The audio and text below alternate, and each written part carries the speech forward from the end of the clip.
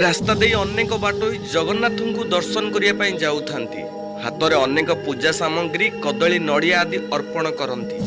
Bake मागुवा बुढ़ी माटी सेमिति हाथ पाती लुह टलमल आखिरे चाही रही थाए।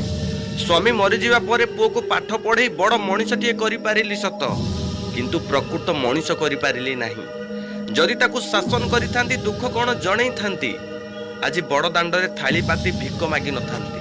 जगा अनेक वर्ष हब तोरी बड़ दांडरे भिक मागी आसुअछि।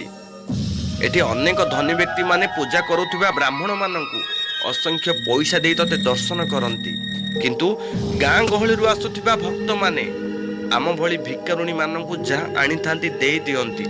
खाली हातर अनेक दूररु तते दर्शन करी चली जाआंती।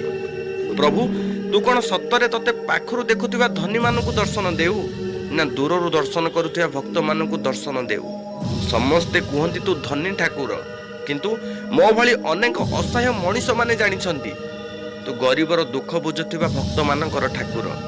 हठात जने महापुरुष आसी बुढ़ी माँ को कहिले, जे माँ बापा को सेवा करिबा जानिनी, जे गरीबर दुख कौन जानिनी, से जेते निकटरे देखिले भी भगवान ताकू दर्शन दियंती नहीं।